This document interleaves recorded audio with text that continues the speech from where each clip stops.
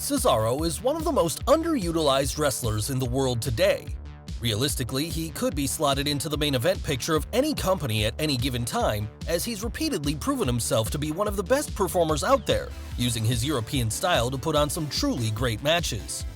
Yet it doesn't seem to matter if it's on the indies or in WWE. He excels just the same wherever he goes, and with his praises constantly being sung by a variety of industry legends, he's become something of a consummate wrestler's wrestler, much like his hero William Regal a generation before him. But getting to this point didn't happen overnight, of course. So how did it all happen? Well, join us today as we take a deep dive into his entire career journey so far in Swiss Superman, the Cesaro Story. Claudio Castagnoli was born on December 27, 1980 in Lucerne, Switzerland, and it was there that he developed a keen childhood interest in sports, most notably in tennis, basketball, and of course, pro wrestling. When it came to the latter, his favorite performers included old-school grapplers like Bruno Sammartino, Bob Backlund, Karl Gotch, and William Regal, so it should come as no surprise that when he began training in 2000, he would develop a style very similar to these figures, something much more heavily rooted in European catch wrestling. This initial training would be delivered by Sigmaster Rappo, a fellow Swiss superstar who was able to show Castagnoli the ropes in the lead-up to his in-ring debut on December 24th of that year, where the young Lucerne native would work as part of the German promotion Westside Extreme Wrestling. Of course, he wasn't completely done with his training quite yet. No, as a man who was already fluent in 5 languages, Claudio had a strong desire to soak up all the knowledge he could, and with this in mind, he set about heading over to England, where he would receive further schooling in the art of pro wrestling from Dave Taylor. And it was soon after this that he would be introduced to Chris Hero and Mike Quackenbush, both of whom, impressed with his talents, invited him to come over to the US and wrestle there for the first time. Once stateside, he began performing for Chikara, and it wouldn't be long after that before he was also being picked up by other promotions like Combat Zone Wrestling, Pro Wrestling Guerrilla, and Ring of Honor. Things continued to bloom after that, and as 2004 bled into 2005 and then into 2006, the Swiss Superman's reputation grew more and more. He also managed to win Tag Team Gold in Chikara, CZW, and ROH with his partner Chris Hero at this time, the two then going under the name the Kings of Wrestling. All this early success eventually saw him fall under WWE's radar. Initially, he was only brought in as an extra, making an appearance as a police officer in a backstage segment, but this soon turned into him signing a developmental contract with the company and being sent to Deep South Wrestling for seasoning, something he was only happy to do. Unfortunately, though, at this time, things would not work out for the King of Swing, and he was released from his contract shortly after signing. This subsequently forced him to return to the indie circuit where, now with an added desire to prove himself, he had put on some career-best performances as he turned heel on his tag partner Chris Hero, beginning a feud between the two. After that, he began working his way up the singles ranks in Ring of Honor, winning the company's Race to the Top tournament on July 28, 2007 after defeating El Generico in the finals, then taking on the ROH World Champion Takeshi Morishima a month later, though he would not be able to take the belt home with him at this time. At the same time, he was also letting his more comedic side loose back over in Chikara, where he'd begun portraying a masked character named A Very Mysterious Ice Cream, a part of the Los Ice Creams stable. Despite this, though, his future lay in being a serious wrestler, and by June 2008, he'd taken another step on his rise to the top with regards to this when he pinned Bryan Danielson at a Ring of Honor show. This victory would earn Castagnoli a second shot at the ROH World title a month later, but he would once again fall short to the man who still held the belt, Nigel McGuinness, at that event, the loss eventually leading to him turning heel and joining Prince Nana's stable, The Embassy. Meanwhile, back over in Chikara, he had started a feud with Brody Lee, one which would climax in the company's first ever steel cage match on October 19, 2008, and saw Castagnoli come out the winner in the end. But win or lose, it ultimately didn't matter, as it seemed like nothing could slow the Swiss Superman's momentum. By 2009, he had even mended fences with Chris Hero, the two subsequently reuniting to team up again in both the US and Japan as part of Pro Wrestling Noah.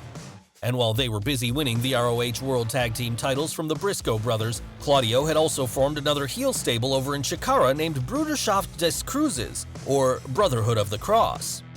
This union came about after he had gone through a bitter feud with Eddie Kingston, one which saw them face off in an excellent respect match on November 22, 2009's Three-Fisted Tales. Despite winning the fight that night, however, the future Cesaro was unable to get Kingston to admit he respected him, and so in his frustration, he ended up creating this new team to back him up in the future and make sure the same thing never happened to him again. And with Bruderschaft des Cruises now backing him up, Castagnoli began going on a winning streak. He, alongside his stablemate Aries, were able to win Chikara's Campeón de Parejas, making him the first ever two-time tag team champion in the promotion's history. And while this was going on, over in ROH, the Kings of Wrestling were continuing to rack up victory after victory against the likes of Shelton Benjamin and Charlie Haas. By January 4th, 2011, in fact, the Kings of Wrestling had become the longest reigning tag team champions in Ring of Honor history, breaking the previous record of 275 days held by the Briscoe brothers. And by the time their reign ended on April 1st of that year, they would have been champs for a grand total of 363 days, impressive by anyone's measurements. Before that had happened though, the King of Swing reached another major milestone, winning his first ever major singles title in the United States after beating Brandon Gaston, Joey Ryan, and Chris Hero himself in a fatal four-way match to become the PWG World Champion at their October 9, 2010 The Curse of Gorilla Island show.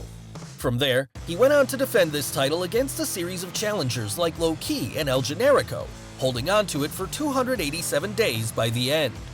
At that point, having dominated just about every tag team division he had come across and finally achieving his ambition of winning a world title, Castagnoli was beginning to feel like the Indies had little less to offer him in the way of new success, and that it was about time he moved up in the world. Thankfully then, this was also the point where WWE came calling once more, signing him up to another developmental contract in September of 2011, then having him report to Florida Championship Wrestling, where he would, from then on in, work under the name of Antonio Cesaro. Antonio Cesaro made his in-ring debut with FCW that same month, losing to Seth Rollins at a live event. From there, he would go on to make his television debut in October, finding more success this time by defeating Mike Dalton. This, as it turned out, would be the first in a streak of wins that continued all the way up to February 2012, by which point the Swiss Superman had firmly established himself as one of the brand's top stars. In 2012, in fact, he, at different times, challenged for both the Florida Tag Team Championships and FCW 15 Championship, and though would be unsuccessful in winning either, the matches themselves, most notable the series he had with Richie Steamboat over the latter belt, were enough to catch the attention of higher-ups who called him up to the main roster on April 20th of that same year. There, he was initially portrayed as a former member of the Swiss militia and later pro rugby player who had been banned as a result of excessive aggression. He soon set about proving just how dangerous of a threat he was when he won the United States title from Santino Marella at August 19th's SummerSlam pay-per-view, and from there, went on a streak of successful defenses, besting the likes of Zack Ryder, R-Truth, and The Miz over on the main roster, while still taking on challengers in the form of Tyson Kidd and Adrian Neville in NXT. Eventually, this run would come to an end when, in April of 2013, future WWE Champion Kofi Kingston was finally able to wrestle the strap away from him. However, this didn't slow down Cesaro much. He went back over to NXT, which was by then becoming something of a second home for him, and had a series of matches with Sami Zayn that were among the best of that year, particularly their 2 out of 3 Falls match on the August 21st, 2013 episode. And while he was doing this, he was also forming new allegiances on the main roster, teaming with Jack Swagger and Zeb Coulter to create the Real Americans. Together, the Real Americans soon set their sights on Tag Team Gold, and were even able to beat the, at the time, Tag Team Champions Cody Rhodes and Goldust in a non-title match. Despite this though, they ultimately would not be able to win the belts themselves, but by now, fans were already starting to get behind the idea of the King of Swing as a single star. Yes, a grassroots campaign of sorts had begun around this time as a group of fans had started coming to shows with signs that read Cesaro Section, letting the company know who they were there to see. Seeing this, WWE decided to try and capitalize on it by shortening his in-ring name to Cesaro and putting him in the Elimination Chamber match to determine the WWE World Heavyweight Champion in early 2014. He didn't win that night, of course, but he did manage to get a clean victory over the champ Randy Orton in a non-title match on an episode of SmackDown soon thereafter. Yes, it finally looked like the Swiss Superman was about to break through, and at WrestleMania 30, he won the inaugural Andre the Giant Memorial Battle Royal after slamming the Big Show over the top rope in an echo of Hulk Hogan's famous Slam of the Giant at WrestleMania 3. The night after this, Cesaro's new path was solidified when he parted ways with Jack Swagger and Zeb Coulter, instead finding a new manager in the form of Paul Heyman, who immediately christened him as the King of Swing, a reference to his fan-favorite move, the Big Swing. But while the Heyman Association should have been career-making, it ended up doing more to make him look small-time than anything else, as Paul ended up spending more time talking about Brock Lesnar than anything else whenever they hit the ring together. Cesaro, who was also allegedly told to stop using his big swing around this time as the company wanted to portray him as a heel and the move was deemed to be getting too many cheers. To top all this off, he just couldn't seem to get a major victory for the life of him, consistently losing to the likes of Rob Van Dam, Sheamus, and Big E. By July, his failed partnership with Paul Heyman was dissolved, but this only made matters worse, as over the rest of 2014, Cesaro continued to lose to the likes of Dean Ambrose, John Cena, Dolph Ziggler, and his old tag team partner Jack Swagger. But never one to be beaten down, Cesaro persisted on nonetheless, forming a tag team with Tyson Kidd that eventually went on to unofficially call themselves the Brass Ring Club. Together, the Brass Ring Club found some success in the tag division, even winning the tag team titles from the Usos at Fastlane on February 22, 2015. And this success would continue on up until the start of the summer, until the train was abruptly halted when Kidd suffered a career-ending spinal injury following a botched muscle buster from Samoa Joe, putting him out of the ring permanently and severing the unit just as they were building momentum. Rather than feel sorry for himself though, Cesaro's answer to this setback was to once again try and establish himself as a singles star. He answered John Cena's United States Championship Open Challenge on the June 29th episode of Raw, and though he would not win the belt, he would get a disqualification victory over the champ. This led to a rematch the next week, which was considered by many to be an instant classic and the best match of Cena's entire US title run. After the show went off the air that night, in fact, Cena even sang Cesaro's praises to the live crowd, letting them know that in his opinion, the Swiss Superman should be main eventing every night. And with this glowing appraisal from the company's top star, it, for a time, seemed like Cesaro might be in line for another push as, throughout the remainder of 2015, he began racking up victories against the likes of Rusev, Sheamus, and Kevin Owens. He also managed to make it to the semifinals of the tournament to crown the new WWE champion at that year's Survivor Series, eventually being eliminated by the overall winner, Roman Reigns. Unfortunately, though, any momentum he was starting to build was once again stalled when he suffered a torn rotator cuff in his left shoulder soon after Survivor Series, putting him out of action for the next 5 months and preventing him from competing at the following year's WrestleMania 32. When he did finally come back the night after Mania on April 4, 2016, he looked refreshed after having added some new elements to his character, such as a new entrance which saw him walk down to the ring in a tearaway business suit.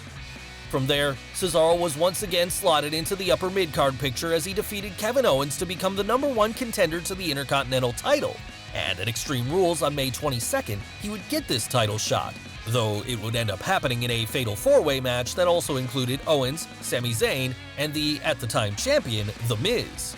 While he would not win the belt that night, he once again proved what everyone already knew, that the Swiss native was one of the best performers not just in WWE, but in the entire world, as he and his fellow performers put on one of the most underrated matches in recent WWE history. Seriously, this one is an absolute hidden gem if there ever was one, and still stands today as one of the best main roster matches of all four men's careers. Go back and watch it if you haven't seen it already. Yes, it seemed like everyone else by then could see what Vince McMahon couldn't, that Cesaro was in a league of his own.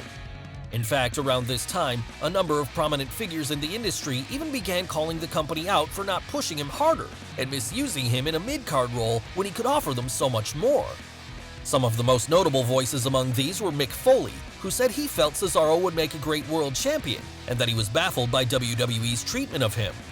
On top of this, Ric Flair also went out of his way to sing the Swiss Superman's praises, saying that he deserved to be champion already and that nobody then was bringing more to the table as a performer than him, even adding that he would have loved to become an on-screen manager for him. And it wasn't just these two. Countless others voiced similar sentiments in the years that followed, from legends like Steve Austin to modern-day stars like Drew McIntyre.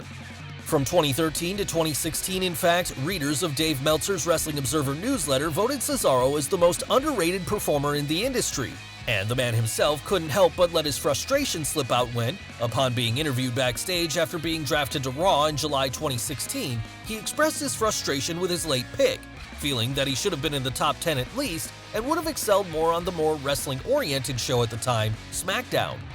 Sadly though, the only man whose opinion really mattered didn't seem to care. Vince McMahon evidently still saw Cesaro as something of a utility player, one that particularly excelled in a tag team role. That's why in mid-2016, after a feud with Sheamus culminating in a best-of-7 series, the Irish and Swiss natives teamed up to form The Bar, a duo of stiff, heavy-hitting workers who seemed like the most perfect combination once you'd gotten a chance to see them together for the first time. Together, The Bar went on to blast their way through the Raw Tag Team division in the months that followed, eventually beating The New Day at Roadblock End of the Line on December 18, 2016 to win that brand's tag team titles. While this would ultimately be a short run, the duo would continue to batter and bruise everyone they came up against into 2017 and 2018.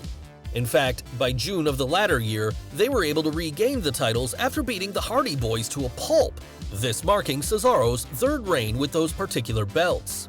In fact, by the time they were drafted to SmackDown on April 17, 2018, The Bar had managed to rack up 4 overall reigns with the Raw Tag Team belts. Though now, with a whole new division to work their way through over on the Blue brand, they left that in the past and began setting their sights instead on the SmackDown Tag Team titles, eventually winning those as well on the 1000th episode of SmackDown when they beat their old rivals, The New Day. From there up until WrestleMania the following year, The Bar continued to be a dominating presence in the tag team division. It seemed by this point like this was as high as Cesaro was ever going to be allowed to reach while under the employ of Vince McMahon, and this was something which fans had now, by and large, been forced to come to peace with.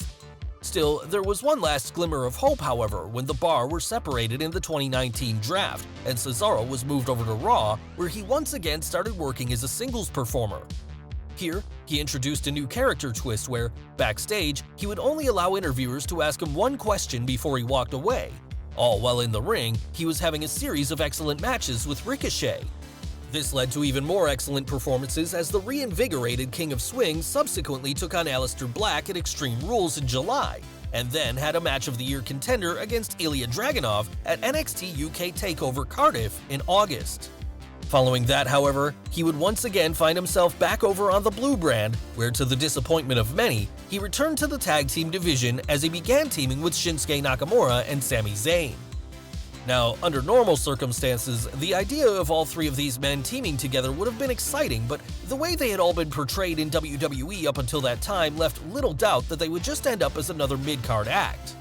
Still, despite this, they did have some degree of success together, and when Sami Zayn disappeared from TV for the first few months of 2020, Cesaro and Nakamura reconfigured themselves into a two-man team, eventually winning the SmackDown Tag Team titles from The New Day, this marking the Swiss Superman's second reign on the Blue brand and his 7th reign overall. Since losing these belts, Cesaro and Nakamura seem to have gone their separate ways for now, as the King of Strong Style looks to have turned babyface once again for the first time in a few years. Cesaro has responded to this by trying to re-establish himself in the singles division once more, getting a big win over Daniel Bryan on the January 15, 2021 episode of SmackDown, and turning face himself in the process. Whether this leads to a proper singles push this time, or only turns out to be another holdover until he finds a new tag team partner remains to be seen. But one thing is for sure, with news recently coming out that he's just signed a new contract with the company, Cesaro isn't going anywhere anytime soon. That being said, at 40 years old, he's now reaching the latter part of his career, so time is running out for him to reach his full potential. Whether he does this or not now appears to be entirely in the hands of WWE management. He obviously has the talent to do so, and equally has the support of fans to back him up, so we hope that before he decides to hang up his boots, Vince McMahon is finally able to realize what he has with the Swiss Superman, because out of everyone on the roster right now who has never held a world title, he's easily the most deserving of the honor, and we'll continue to hope that he gets the chance before the sun sets on his in-ring run. Well guys, what did you think of the video? Let us know in the comments below. Don't forget to smash the like button, subscribe to the channel, as well as follow Wrestle with Andy on Instagram and Twitter. Thanks for watching, and we'll see you next time.